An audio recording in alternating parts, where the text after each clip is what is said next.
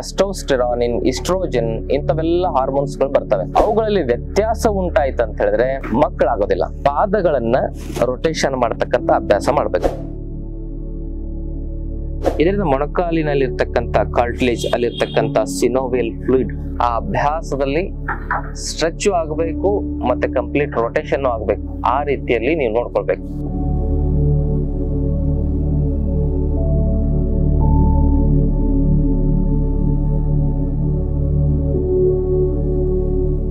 ಆರೋಗ್ಯ ಮತ್ತು ಅಧ್ಯಾತ್ಮ ಎರಡು ಒಂದು ಗಾಡಿಯ ಎರಡು ಚಕ್ರಗಳಿದ್ದಂಗೆ. ಶ್ರೀ ಗುರು ಬಸವಲಿಂಗಾಯ ನಮಃ. ಓಂ ನಮಃ ಶಿವಾಯ. ಸರ್ವರಿಗೂ ಭಕ್ತಿಯ ಶರಣಾರ್ಥಿಗಳು. ನಾನು ನಿಮ್ಮ ಯೋಗ ಗುರು ವೈದ್ಯ ಶ್ರೀ ಚನ್ನಬಸವಣ್ಣ, ಶ್ರೀಗಂಗಾ ಯೋಗ ನಿಸರ್ಗ ಚಿಕಿತ್ಸಾ ಹಾಗೂ ಆಯುರ್ವೇದ ಸಂಶೋಧನಾ ಕೇಂದ್ರ, ಆರೋಗ್ಯ ಮಹಾಮನೆ, ಬೆಂಗಳೂರು, ಹುಬ್ಬಳ್ಳಿ, ಧಾರವಾಡ ಹತ್ತಿರ ಮೂರ್ಕಟ್ಟಿ. ಆದ್ಮೇಲೆ ತಮ್ಮೆಲ್ಲರಿಗೂ ನಮ್ಮ ಯೂಟ್ಯೂಬ್ ಚಾನೆಲ್ಗೆ ಭಕ್ತಿಯ ಸ್ವಾಗತ. ಇವತ್ತಿನ ಸಂಚಿಕೆಯಲ್ಲಿ ಹಾರ್ಮೋನ್ ಬ್ಯಾಲೆನ್ಸ್ ಮಾಡ್ಲಿಕ್ಕೆ ಯಾವ ಯಾವ ಪ್ರಾಣಾಯಾಮಗಳನ್ನ ಅಭ್ಯಾಸ ಮಾಡಬೇಕು ಅನ್ನೋದನ್ನ ನೋಡೋಣ. ಹಾರ್ಮೋನ್ಗಳು ಅಂತ ಹೇಳಿದ್ರೆ ಏನು ಅನ್ನೋದನ್ನ ಸ್ಪಷ್ಟವಾಗಿ ಮೊದಲು ತಿಳ್ಕೊಬೇಕು. ಹಾರ್ಮೋನುಗಳು ಅಂತ ಹೇಳಿದ್ರೆ ನೈಸರ್ಗಿಕವಾಗಿರ್ತಕ್ಕಂಥ ರಾಸಾಯನಿಕ ತತ್ವ ನಮ್ಮ ಶರೀರದಲ್ಲಿ. ಅದು ನಮ್ಮ ಬೆಳವಣಿಗೆಗೆ, ಶರೀರದಲ್ಲಿ ಸಂಚಾರ ವ್ಯವಸ್ಥೆಗೆ, ಸೆನ್ಸ್ಗೆ ಹಾಗೂ ಶರೀರದ ಒಳಗಡೆ ಇರತಕ್ಕಂಥ ಆ ಒಂದು ಗ್ರೋತ್ ಅನ್ನ ಬ್ಯಾಲೆನ್ಸ್ ಮಾಡ್ಲಿಕ್ಕೆ, ಸಂತಾನೋತ್ಪತ್ತಿಗೆ, ಮಾನಸಿಕ ಒಂದು ಸ್ಥಿರತೆ ಮತ್ತು ಸಾಮ್ಯತೆಗೆ, ನಿದ್ರೆಗೆ ಹಾಗೂ ಆಹಾರದ ಒಂದು ಎಲ್ಲ ಜೀರ್ಣಾಂಗ ವ್ಯವಸ್ಥೆಗೆ ಸಂಬಂಧಪಟ್ಟಿರ್ತಕ್ಕಂಥ ಪ್ರಮುಖವಾಗಿರ್ತಕ್ಕಂಥ ಶಕ್ತಿಗೆ ಹಾರ್ಮೋನುಗಳು ಬಹಳ ಬಹಳ ಮುಖ್ಯವಾಗಿರ್ತಕ್ಕಂಥ ಅಂಶಗಳಾಗಿದ್ದಾವೆ. ಮೆಟಾಬಾಲಿಕ್ ಹಾರ್ಮೋನ್ಸ್ಗಳಂತ ಕರೀತಾರೆ, ಜೀರ್ಣಾಂಗ ವ್ಯವಸ್ಥೆಯನ್ನ ಸರಿಗೊಳಿಸ್ತಕ್ಕಂಥ ಹಾರ್ಮೋನ್ಗಳಿಗೆ. ಹಾಗೆ ಈ ರೀಪ್ರೊಡಕ್ಟಿವ್ ಹಾರ್ಮೋನ್ಗಳು ಅಂತ ಕರೀತಾರೆ, ಸಂತಾನೋತ್ಪತ್ತಿಗೆ. ಅದರಲ್ಲಿ ಮುಖ್ಯವಾಗಿ ಪ್ರೊಜೆಸ್ಟರಾನ್, ಟೆಸ್ಟೋಸ್ಟೆರಾನಿನ್, ಇಸ್ಟ್ರೋಜನ್ ಇಂಥವೆಲ್ಲ ಹಾರ್ಮೋನ್ಸ್ ಗಳು ಬರ್ತವೆ. ಅವುಗಳಲ್ಲಿ ವ್ಯತ್ಯಾಸ ಉಂಟಾಯ್ತು ಅಂತ ಹೇಳಿದ್ರೆ ಮಕ್ಕಳಾಗೋದಿಲ್ಲ. ಹಾಗೂ ಲೈಂಗಿಕ ಸಮಸ್ಯೆಗಳು ಕೂಡ ಬರ್ತವೆ. ಇಂಥವೆಲ್ಲ ಸಮಸ್ಯೆಗಳು ಬರ್ಲಿಕ್ಕೆ ಆ ಒಂದು ರೀಪ್ರೊಡಕ್ಟಿವ್ ಹಾರ್ಮೋನ್ಸ್ ಗಳ ವ್ಯತ್ಯಾಸ ಕಾರಣ. ಹೀಗೆ ಒಂದೊಂದು ಹಾರ್ಮೋನ್ಸ್ ಗಳ ಕುರಿತಾಗಿ ತಿಳ್ಕೊಳ್ತಾ ಕೆಲವೊಂದಿಷ್ಟು ಯೋಗ ಮತ್ತು ಪ್ರಾಣಾಯಾಮದ ಕುರಿತಾಗಿ ನಾವು ಪ್ರಾಕ್ಟಿಕಲ್ ಆಗಿ ಇದರ ಒಂದು ವಿಚಾರಗಳನ್ನ ತಿಳ್ಕೊಳ್ಳೋಣ. ನಾವು ಯೋಗದಲ್ಲಿ ಜಾಯಿಂಟ್ಸ್ ಅಂಡ್ ಗ್ಲ್ಯಾಂಡ್ಸ್ ಯೋಗ ಅಂತ ನಾವು ಮಾಡಿಸ್ತೇವೆ. ಅಂದ್ರೆ ಕೀಲುಗಳು ಮತ್ತು ಗ್ರಂಥಿಗಳನ್ನ ಕ್ರಿಯಾಶೀಲಗೊಳಿಸ್ತಕ್ಕಂಥ ಯೋಗಾಭ್ಯಾಸ. ನಮ್ಮ ಶರೀರದಲ್ಲಿ ಕೀಲುಗಳು, ಜಾಯಿಂಟ್ಸ್ ಗಳಿದಾವೆ. ಆ ಜಾಯಿಂಟ್ಸ್ ಗಳಲ್ಲಿ ಸ್ಟಿಫ್ನೆಸ್ ಹೆಚ್ಚಾದಾಗ ಅದರ ಕೆಟ್ಟ ಪರಿಣಾಮ ನಮ್ಮ ಗ್ರಂಥಿಗಳ ಮೇಲೆ ಆಗುತ್ತೆ. ಕೆಲವೊಂದಿಷ್ಟು ಗ್ರಂಥಿಗಳನ್ನ ಹೆಸರಿಸ್ತಾ ಅವುಗಳ ಕಾರ್ಯ ಮತ್ತು ಅವುಗಳಿಂದ ಆಗ್ತಕ್ಕಂಥ ಪ್ರಯೋಜನಗಳನ್ನ ತಿಳ್ಕೊಳ್ತಾ ಈ ಎಲ್ಲಾ ಗ್ರಂಥಿಗಳನ್ನ ಕ್ರಿಯಾಶೀಲಗೊಳಿಸ್ತಕ್ಕಂಥ ಸೂಕ್ಷ್ಮ ಯೋಗವನ್ನ ನಾವು ಹೇಗೆ ಮಾಡ್ಬೇಕು ಅನ್ನೋದನ್ನ ಪ್ರಾಯೋಗಿಕವಾಗಿ ತಿಳ್ಕೊಳ್ಳೋಣ. ಮೊದಲು ಕಾಲ್ ಚಾಚ್ಕೊಳ್ಳಿ. ಕಾಲ್ ಚಾಚ್ಕೊಂಡು ಪಾದಗಳನ್ನ ರೊಟೇಷನ್ ಮಾಡ್ತಕ್ಕಂಥ ಅಭ್ಯಾಸ ಮಾಡ್ಬೇಕು. ಹೀಗೆ ಉಸಿರನ್ನ ಬಿಡ್ತಾ ಪಾದವನ್ನ ಮುಂದೆ, ಉಸಿರನ್ನ ತೆಗೆದುಕೊಳ್ತಾ ಪಾದವನ್ನ ಹಿಂದೆ. ಹೀಗೆ ಈ ಸೂಕ್ಷ್ಮ ಯೋಗವನ್ನ ನಾವು ಅಭ್ಯಾಸ ಮಾಡೋದ್ರಿಂದ ನಮ್ಮ ಪಾದದಿಂದ ಏನಾಗತ್ತೆ ಅಂತ ಹೇಳಿದ್ರೆ ರಕ್ತ ಸಂಚಾರದ ವ್ಯವಸ್ಥೆ ಕ್ರಿಯಾಶೀಲವಾಗುತ್ತೆ. ಪಾದದಲ್ಲಿ ಆಂಟಿ ಕ್ಲಾಕ್ ವೈಸ್ ಒಂದ್ 20 ಬಾರಿ ಮಾಡ್ಬೇಕು. ಆಂಟಿ ಕ್ಲಾಕ್ ವೈಸ್ ಒಂದ್ 20 ಬಾರಿ ಮಾಡ್ಬೇಕು. ನಾನು ನಿಮಗೆ ತೋರಿಸ್ಲಿಕ್ಕಾಗಿ ಒಂದು ಸ್ವಲ್ಪ ಸಮಯದವರೆಗೂ ಮಾತ್ರ ತೋರಿಸ್ತಾ ಇದ್ದೇನೆ. ಹೀಗೆ ಮಾಡ್ಬೇಕು. ಉಸಿರು ಬಿಡ್ತಾ ಮುಂದೆ, ಉಸಿರು ತೆಗೆದುಕೊಳ್ತಾ ಹಿಂದೆ. ಇದು ಪಾದದ ಸಂಚಲನೆ ಆಯ್ತು. ಪಾದದಲ್ಲಿ ರಕ್ತ ಸಂಚಾರ ಸರಿಯಾಗಿ ಆಯ್ತು. ಅಲ್ಲಿರ್ತಕ್ಕಂಥ ಹಿಮ್ಮಡಿಯ ಕೀಲಿಗೆ ಸರಿಯಾಗಿ ರಕ್ತ ಸಂಚಾರ ಆಗೋದ್ರ ಜೊತೆಗೆ ಅಲ್ಲಿರ್ತಕ್ಕಂಥ ಸ್ಟಿಫ್ನೆಸ್ ಕೂಡ ಕಮ್ಮಿ ಆಯ್ತು. ಒತ್ತಡಗಳು ಕೂಡ ಕಮ್ಮಿ ಆದಂಗಾಯ್ತು. ಒತ್ತಡಗಳು ಕಮ್ಮಿ ಆದಾಗ ನಮ್ಮ ಶರೀರದಲ್ಲಿ ಹಾರ್ಮೋನ್ ಬ್ಯಾಲೆನ್ಸ್ ಆಗ್ತವೆ. ಒತ್ತಡಗಳ ಹೆಚ್ಚಿಗೆ ಆದಾಗ ಹಾರ್ಮೋನ್ಸ್ ಇಂಬ್ಯಾಲೆನ್ಸ್ ಆಗ್ತದೆ. ಈಗ ಪಾದ ಆದ್ಮೇಲೆ ಮೊಣಕಾಲನ್ನ ಹೇಗೆ ತಿರುಗಿಸೋದು? ಹೀಗೆ ರೊಟೇಷನ್. ಉಸಿರು ತೆಗೆದುಕೊಳ್ತಾ ಮೇಲೆ, ಉಸಿರು ಬಿಡ್ತಾ ಕೆಳಗೆ. ಹೀಗೆ ಕ್ಲಾಕ್ ವೈಸ್ ಒಂದ್ 20 ಬಾರಿ ಮತ್ತೆ ಆಂಟಿ ಕ್ಲಾಕ್ ವೈಸ್ 20 ಬಾರಿ ಈ ತರ ಮಾಡ್ಬೇಕು. ಯಾವಾಗ ಕಾಲ್ ಮೇಲ್ ಬರ್ತದೆ ಅವಾಗ ಉಸಿರು ತೆಗೆದುಕೊಳ್ಬೇಕು. ಕಾಲ್ ಕೆಳಗ್ ಬಂದಾಗ ಉಸಿರು ಬಿಡ್ಬೇಕು. ಹೇಗೆ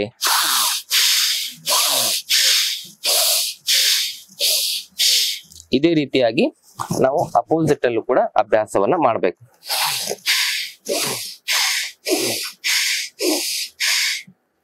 ಇದನ್ನ ನಾವು ಜಾನು ಭ್ರಮಣೆ ಅಂತ ಕರಿಬಹುದು. ಅಂದ್ರೆ ಮೊಣಕಾಲಿನ ಒಂದು ರೊಟೇಷನ್ ಮಾಡತಕ್ಕಂತ, ತಿರುಗಿಸ್ತಕ್ಕಂತ ಒಂದು ಅಭ್ಯಾಸ ಕ್ರಮ, ಮೊಣಕಾಲು ತಿರುಗಿಸುವ ಅಭ್ಯಾಸ ಕ್ರಮ. ಇದರಿಂದ ಮೊಣಕಾಲಿನಲ್ಲಿರ್ತಕ್ಕಂಥ ಕಾರ್ಟಿಲೇಜ್, ಅಲ್ಲಿರ್ತಕ್ಕಂಥ ಸಿನೋವಿಯಲ್ ಫ್ಲೂಯಿಡ್, ಅಲ್ಲಿರ್ತಕ್ಕಂಥ ಎಲ್ಲ ಅಂಶಗಳು ಕೂಡ ಏನಾಗ್ತದೆ, ಕ್ರಿಯಾಶೀಲ ಆಗ್ತದೆ. ಅದರಿಂದ ಅಲ್ಲಿ ಸ್ಟಿಫ್ನೆಸ್ ಆಗೋದಾಗ್ಲಿ, ಸ್ವೆಲ್ಲಿಂಗು ಮತ್ತೆ ಡಿಜನರೇಷನ್ ಆಗಿ ಮಂಡಿ ನೋವಿನ ಸಮಸ್ಯೆ ಬರೋದಾಗ್ಲಿ ಇರೋದಿಲ್ಲ.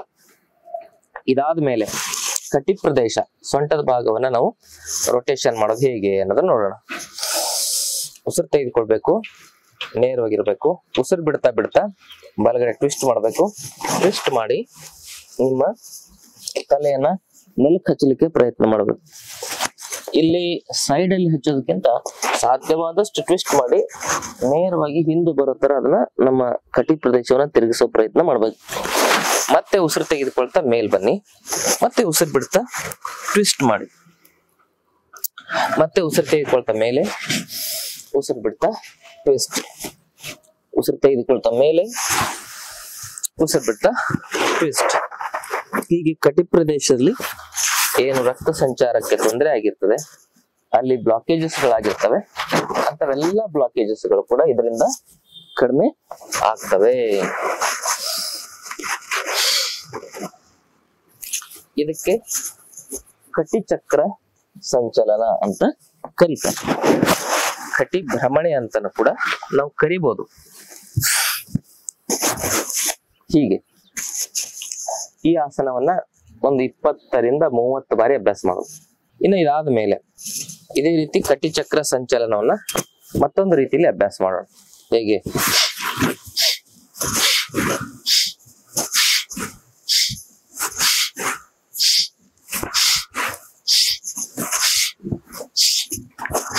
ಹೀಗೆ ಕಟಿ ಪ್ರದೇಶದ ಚಲನೆ ಆಯ್ತು. ಇನ್ನ ಇದಾದ ಮೇಲೆ ಸ್ವಲ್ಪ ಕಾಲನ್ನ ಈ ರೀತಿ ಮಡಿಸ್ಕೊಳ್ಳಿ, ಸುಖಾಸನಕ್ಕೆ ತೆಗೆದುಕೊಂಡು ಬನ್ನಿ. ಎರಡು ಕೈಗಳನ್ನ ಈ ರೀತಿ ಭುಜದ ಮೇಲೆ ಇಟ್ಕೊಂಡು ಉಸಿರು ತೆಗೆದುಕೊಳ್ತಾ ಕೈ ಮೇಲೆ, ಉಸಿರು ಬಿಡ್ತಾ ಕೈ ಕೆಳಗೆ, ಉಸಿರು ತೆಗೆದುಕೊಳ್ತಾ ಕೈ ಮೇಲೆ, ಉಸಿರು ಬಿಡ್ತಾ ಕೈ ಕೆಳಗೆ. ಇದಕ್ಕೆ ಭುಜ ಭ್ರಮಣೆ ಅಂತ ಕರೀತಾರೆ. ಶೋಲ್ಡರ್ಸ್ ರೊಟೇಷನ್ ಇಂಗ್ಲಿಷ್ ನಲ್ಲಿ. ಹೀಗೆ ತಿರುಗಿಸಿದಾಗ ಭುಜದಲ್ಲಿ ಇರ್ತಕ್ಕಂಥ ಸ್ನಾಯುಗಳು ಕ್ರಿಯಾಶೀಲವಾಗ್ತವೆ. ಕ್ಲಾಕ್ ವೈಸ್ ಒಂದ್ 20 ಬಾರಿ, ಆಂಟಿ ಕ್ಲಾಕ್ ವೈಸ್ ಒಂದ್ 20 ಬಾರಿ. ಪವರ್ಫುಲ್ ಬ್ರೀದಿಂಗ್ ಇರ್ಬೇಕು.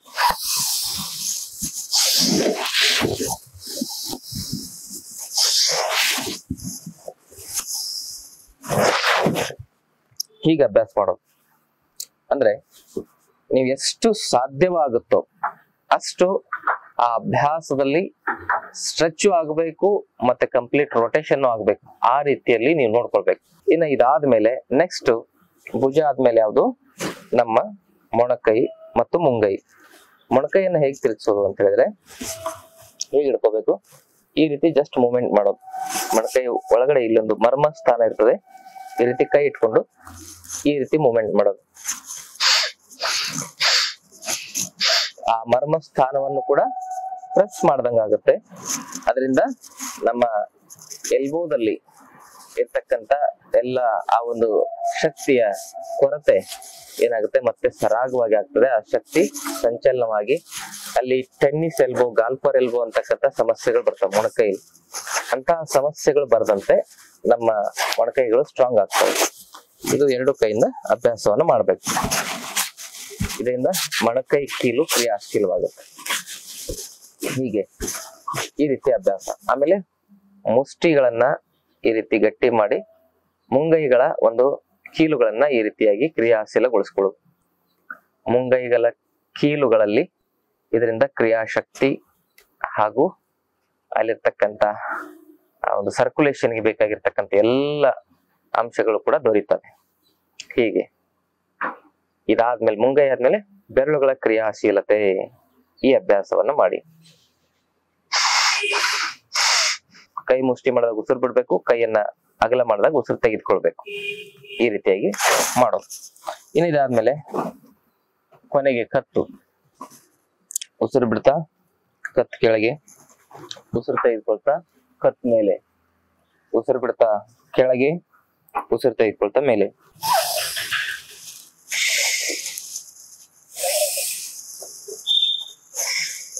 ಹೀಗೆ ಕ್ಲಾಕ್ ವೈಸ್ ಒಂದ್ 20 ಬಾರಿ ಮಾಡಿದ ನಂತರ ಮತ್ತೆ ಪುನಃ ಆಂಟಿ ಕ್ಲಾಕ್ ವೈಸ್ ಅನ್ನು ಕೂಡ ಅಭ್ಯಾಸ ಮಾಡ್ಬೇಕು. ಒಂದು 20 ಬಾರಿ ಅಭ್ಯಾಸ.